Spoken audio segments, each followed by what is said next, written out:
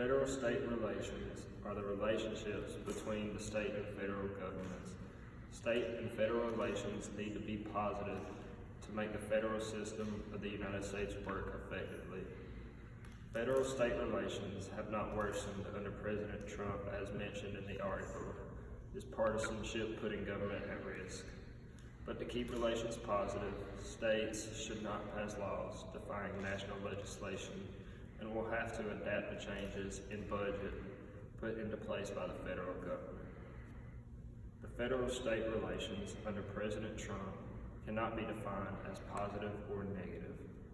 States are coming together to challenge the federal government more often during the Trump administration than the Obama administration.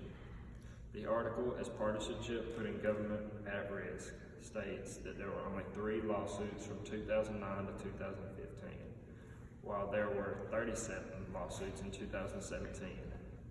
The number of lawsuits against the federal government are not helping the relationships between the federal and state governments. Many political analysts agree that the federal and state relations under the Trump administration are not worse than prior administrations. Republican states remain supportive of President Trump. As quoted in the article, Is Partisanship Putting Government at Risk? I love President Trump with all my heart and I'll support him until death. Meanwhile, Democratic state leaders are attacking Trump and the GOP on issues such as immigration and climate control. These challenges on the government by the states are not helping the relations between the state and federal governments.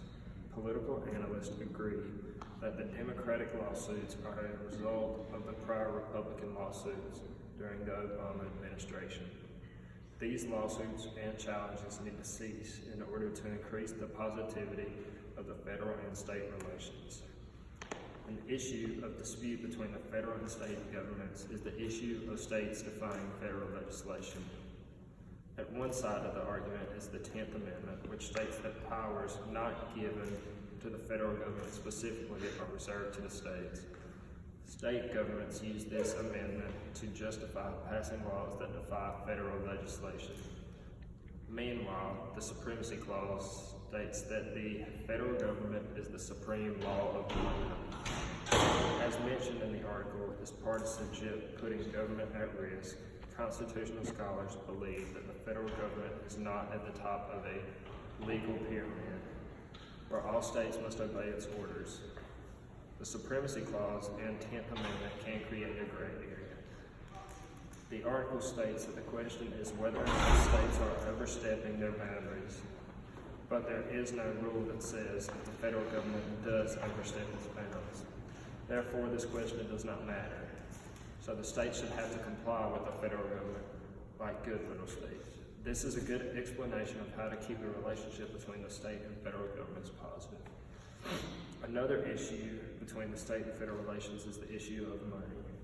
The government creates the budget on how much will be given to the states through grants. Budget cuts in the federal government may cause tension between the state and federal governments.